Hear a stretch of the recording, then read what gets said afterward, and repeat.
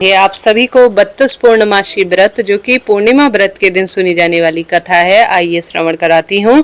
यह कथा स्वयं श्री कृष्ण भगवान ने सुनाई है। सुनिएगा और अंत तक बने रहिएगा। आरंभ करते हैं। जरा सा भी ये कथा उपयोगी रही हो तो लाइक करना और शेयर सब्सक्राइब करते हुए भगवान का नाम जाप कमेंट्स में जरूर करा। आरंभ करते हैं।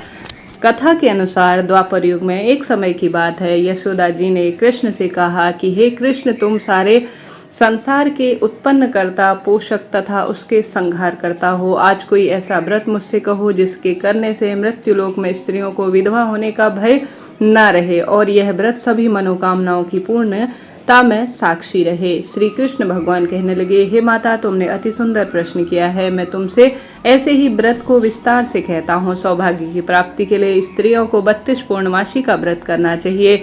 इस व्रत के करने से स्त्रियों को निश्चय ही सुख, संपदा, धन, वैभव की प्राप्ति होती है और अखंड सौभाग्य मिलता है। यह व्रत अचल सौभाग्य देने वाला और भगवान शिव के प्रति मनुष्य की असीम भक्ति को बढ़ाने वाला है। यशोदा जी कहने लगी, हे कृष्ण, सर्वप्रथम इस व्रत को मृत्युलोक में किसने किया था, इसके बारे में विस्तार से मुझसे कहो। भगवान श्री कृष्ण कहने लगे, इस भूमंडल में एक अत्यंत प्रसिद्ध राजा चंद्रहास से पलित अनेक प्रकार रत्नों से परिपूर्ण कार्तिका नामक एक नगरी में रहा करते थे।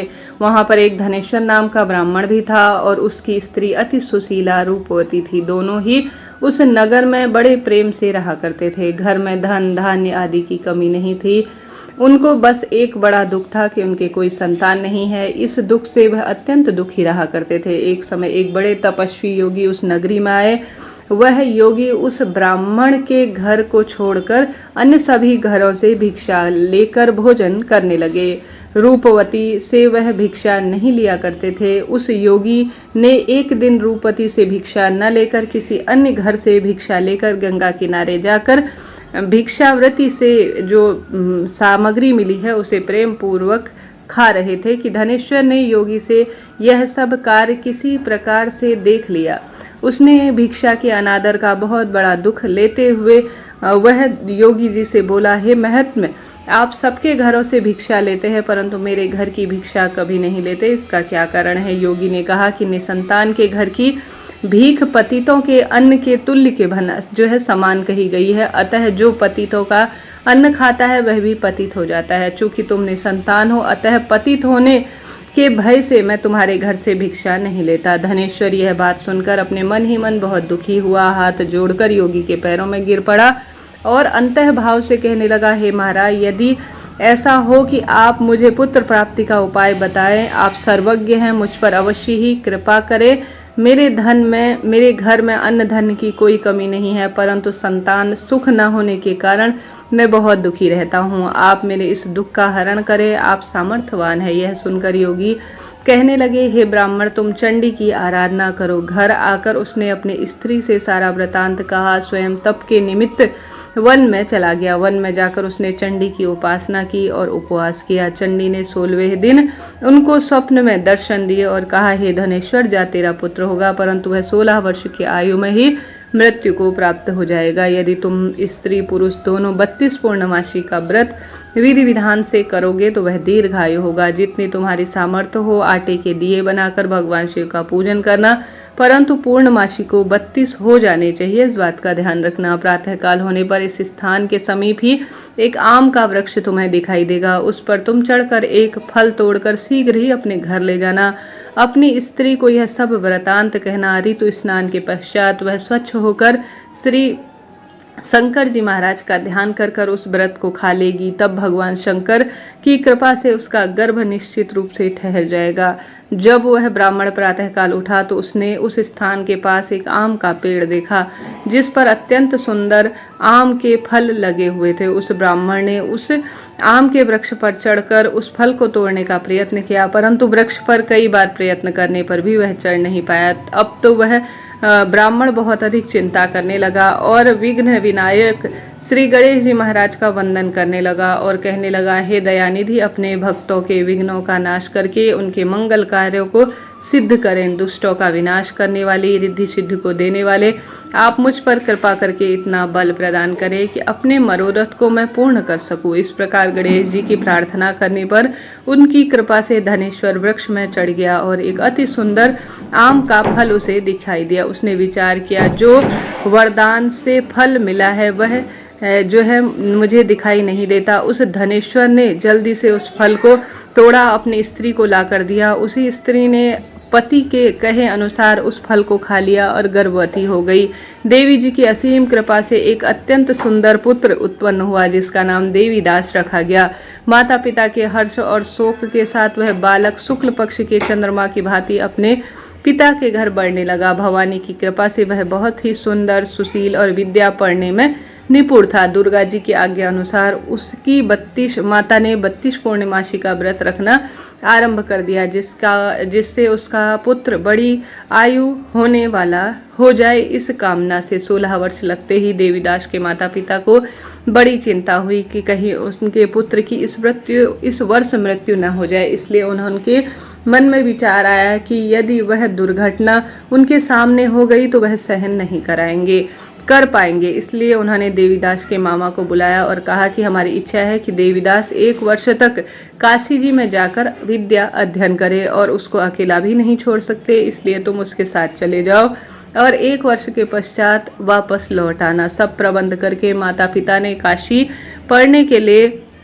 देवीदास को एक घोड़े पर बैठा दिया। उसके मामा को उसके साथ विदा कर दिया, किंतु यह बात उसके मामा और किसी को पता नहीं थी कि वह अल्प आयु है। धनेश्वर ने सपत्नी अपने पुत्र की मंगल कामना तथा दीर्घायु होने के लिए माँ भवानी की आराधना और 32 पूर्णमासी को व्रत करना आरंभ दोबारा से कर दिया। इस प्रकार 32 पूर्णमासी का व्रत पूर्ण किया। कुछ समय पश्चात एक दिन दोनों मामा भांजे मार्ग में रात्रि बिताने के लिए किसी गांव में ठहरे थे। उस दिन उस गांव में एक ब्राह्मण की अत्यंत सुंदर, सुशील, विदुषी, गुणवती कन्या का विवाह था। जिस धर्मशाला के अंदर वर और उसकी बारात ठहरी थी, उस धर्मशाला में देवीदास और उसके मामा भी ठहरे हुए थे। संयोगवश कन्या को तेल चढ़ाकर मंडप आदि का कार्य किया जा रहा था, तो लग्न के समय वर को विशेष ऐसा अनुभव हो गया कि वर के पिता ने अपने कुटुंब से परामर्श करने का निश्चय किया कि देवीदास मेरे पुत्र के जैसा ही है। मेरा पुत्र काना है, आंख से उसे कम दिखाई देता है। मैं अगर इसके साथ लगन करा दूं और बाद में विवाह के अन्य कार्य मेरे लड़के के साथ हो जाए तो अति उत्तम होगा। ऐसा सोचकर देवीदास के मामा से जाकर बोला कि तुम थोड़ी देर के लिए अपने भांजे को हमें दे दो, जिससे कि विवाह के लग्न के सारे कार्य सुचारू रूप से हो जाए। तब उसका मामा कहने लगा कि जो कुछ भी मधुपर्क आदि कन्यादान के समय वर को मिले वह सब हमें दे देना, तो मेरा भांजा इस बात पर दूल्हा बन जाएगा। यह बात वर के पिता को स्वीकार कर लेने पर उसने अपना भांजा वर बनाने के लिए भेज दिया और उसके साथ संपूर्ण विवाह कार्य रात्रि में संपूर्ण हो गए। पत्नी के साथ वह भोजन न कर सका और अपने मन में सोचने लगा कि न जाने यह किसकी स्त्री होगी। इस वृतांत में इसी सोच में गर्म निश्वास छोड़ने लगा और आंखों में खूब आंसू आ गए। तब वधू ने पूछा कि क्या बात है, आप इतने उदासीन और दुखी क्यों हो।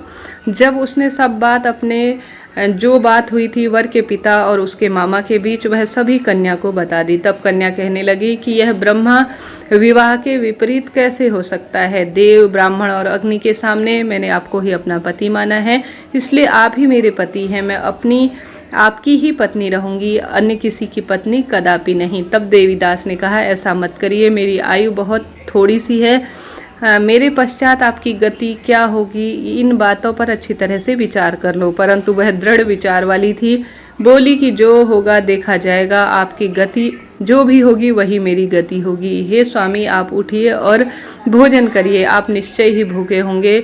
इसके बाद देवीदास और उसकी पत्नी दोनों ने भोजन किया और शेष रात्रि वह सोते रहे।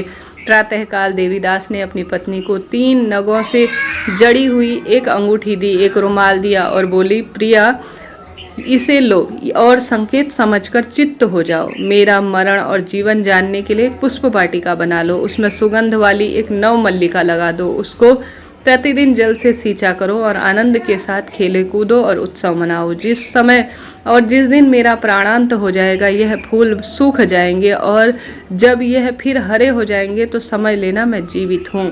इस बात का निश्चय करके समझ लेना, इसमें कोई संशय नहीं है। यह समझाकर वह चला गया। प्रातःकाल होते ही वहाँ पर गाजे बाजे बजने लगे और जिस समय विवाह का कार्य समाप्त करने के लिए वर तथा सब बाराती मंडप में आए तो कन्या ने वर को भली प्रकार से देखकर अपने पिता से कहा कि यह मेरा पति नहीं है, मेरा पति वही है जिसके साथ मेरा रात्रि में पाणी ग्रह हुआ था, इसके साथ मेरा विवाह नहीं हुआ। यदि यह वह है तो यह बताए कि रात में क्या बातचीत हुई थी। मधुपर्क और कन्यादान के समय जो आभूषण दिए थे उन्हें भी दिखाए तथा रात्रि में मैंने क्या गुप्त बात कही थी सब मुझे सुनाए। पिता ने उसके कथन अनुसार वर को बुलाया। कन्या की यह सब बातें सुनकर वह कहने लगा, मुझे कुछ भी नहीं पता। इसके बाद लज्जित सा होकर वह छोटा सा मुंह लेकर अपनी सारी बारात के साथ अपमानित होकर वापस गया। भगवान श्री कृष्ण बोले, हे माता, इस प्रकार देवीदास काशी विद्या अध्ययन के लिए अर्थात विद्या अध्ययन के लिए चला गया। जब कुछ समय बीत गया तो प्रेरित होकर एक सर्प रात्रि में उसे डसने के लिए वहां आ गया। विषधर के प्रभाव से उसके शयन का स्थान चारों ओर से विष की ज्वाला से विषैला हो गया, परंतु व्रत राज के प्रभाव से उसको काटने न पाया, क्योंकि उसने पहले ही उसकी माता ने 32 पूर्णमासी के व्रत किए थे। इसके बाद मध्याह्न के समय स्वयं काल वहां पर आया और उसके शरीर से उसके प्राणों को निकालने के लिए प्रयत्न करने लगा, जिससे वह मूर्छित होकर धरती पर गिर पड़ा।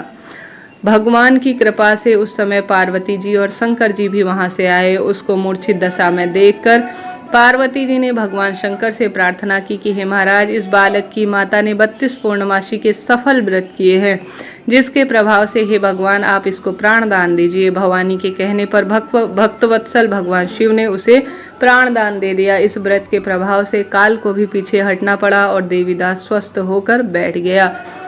उधर उसकी स्त्री उसकी प्रतीक्षा करती थी कि और सुंदर स्वरूप में पुष्प वाटिका से पत्र पुष्प कुछ भी नहीं रहे तो उसका अत्यंत उसे आश्चर्य हुआ, और जब वह वैसे ही हरी भरी हुई तो यह जानकर वह जीवित है मन ही मन सोचने लगी और बहुत प्रसन्न होकर अपने पिता से कहने लगी कि पिताजी, मेरे पति जीवित हैं, उनको ढूंढिए। जब 16 वर्ष व्यतीत हो गए तो देवीदास भी अपने मामा के साथ काशी से चल दिया। इधर उसके ससुर उसको ढूंढने के लिए घर जाने वाले ही थे कि दोनों मामा भांजे वहां आ गए और उनको आया देख उनका ससुर बड़ी प्रसन्नता के साथ अपने घर ले गया। उस समय नगर के निवासी भी इकट्ठा हो गए। सबने निश्चय किया कि अवश्य ही इस बालक के साथ कन्या का विवाह हुआ था। उस बालक को जब कन्या ने देखा तो पहचान लिया और कहा कि यही है जो कि मुझे संकेत देकर गया था और इसी से मेरा विवाह हुआ था। उसके उपरांत सभी कहने लगे भला हुआ यह आ गया और सब नगरवासियों ने खूब आनंद मनाया। कुछ दिन बाद देवीदास अपनी पत्नी और मामा के साथ अपने ससुर के घर से बहुत सारा उपहार आदि लेकर अपने घर के लिए प्रस्थान करने लगा। जब वह अपने गांव के निकट आया तो कई लोगों ने उसको देखकर उसके माता पिता को पहले ही खबर दे दी कि तुम्हारा पुत्र देवीदास अपने मामा के साथ पत्नी सहित आ रहा है। ऐसा समाचार सुनकर पहले तो उन्हें विश्वास नहीं हुआ, किंतु जब और लोगों ने भी आकर उसकी बात का समर्थन किया तो उसको आश्चर्य हुआ। लेकिन थोड़ी देर में देवीदास ने आकर अपने माता पिता के चरणों में अपना सर रखकर प्रणाम किया तो उसकी पत्नी ने भी अपने सास ससुर को चरण स्पर्श किया। माता पिता ने अपने पुत्र और पुत्रवधू को अपने हृदय से लगाया और दोनों की आंखों में प्रेम के अश्रु बह रहे थे। अपने पुत्र और पुत्रवधू के आने की खुशी में धनेश्वर ने भारी उत्सव किया और ब्राह्मणों को भी दान दक्षिणा और देकर खूब प्रसन्न किया। भगवान श्री कृष्ण कहते हैं कि इस प्रकार धनेश्वर 32 पूर्णमासियों के व्रत के प्रभाव से पुत्रवान हो गया। जो भी स्त्रियां इस व्रत को करती है जन्म जन्मांतर में वैधव्य का दुख नहीं भोगती हैं और सदैव सौभाग्यशाली रहती है, यह मेरा वचन है, इसमें कोई भी संदेह नहीं है। यह व्रत पुत्र पौत्र देने वाला तथा संपूर्ण मनोकामनाओं को पूर्ण करने वाला है। 32 पूर्णमासी के व्रत से व्रती की सब प्रकार की इच्छा भगवान शिव की कृपा से पूर्ण हो जाती है। बोलिए हर हर महादेव, जय माता दी। अब आइए इसके साथ ही सत्यनारायण भगवान की आरती भी कर लेते हैं। आपने कथा सुनी, आपका धन्यवाद और आभार। अंत तक बने रहिएगा मेरे साथ। आप सभी भी बोलिए जय लक्ष्मी रमणा स्वामी, जय लक्ष्मी रमणा, सत्यनारायण स्वामी जनपातक हरणा। ओम जय लक्ष्मी रमणा, रत्न जड़ित सिंहासन अद्भुत छवि राजे, प्रभु अद्भुत छवि राजे, नारद करत निरंजन घंटा ध्वनि बाजे। ओम जय लक्ष्मी रमणा, प्रकट भय कलि कारण द्विज को दर्श दियो, प्रभु द्विज को दर्श दियो, बूढ़ा ब्राह्मण बन कर कंचन महल कियो। ओम जय लक्ष्मी रमणा, दुर्बल भील कराल जिन पर कृपा करी, प्रभु जिन पर कृपा करी, चंद्रचूर्ण एक राजा तिनकी विपत्ति हरी। ओम जय लक्ष्मी रमणा, वैश्य मनोरथ पावे, श्रद्धा तज दीनी, प्रभु श्रद्धा तज दीनी, सो फल भोग्यो प्रभु जी फिर स्तुति कीन्ही। ओम जय लक्ष्मी रमणा, भाव भक्ति के कारण छिन्न छिन्न रूप धर्यो, प्रभु छिन्न छिन्न रूप धर्यो, श्रद्धा धारण कीनी तिनको काज सरयो। ओम जय लक्ष्मी रमणा, ग्वाल बाल संग राजा वन में भक्ति करी, प्रभु वन में भक्ति करी, मन वांछित फल दीन हो, दीन दयाल हरि। ओम जय लक्ष्मी रमणा, चरत प्रसाद शवायो, कदली फल मेवा, प्रभु कदली फल मेवा, धूप दीप तुलसी से राजी सत्य देवा। ओम जय लक्ष्मी रमणा, श्री सत्यनारायण जी की जो कोई आरती गावे, प्रभु प्रेम सहित गावे, तन मन सुख संपत्ति मन वांछित फल पावे। ओम जय लक्ष्मी रमणा। बोलिए लक्ष्मी नारायण भगवान की जय, सत्यनारायण भगवान की।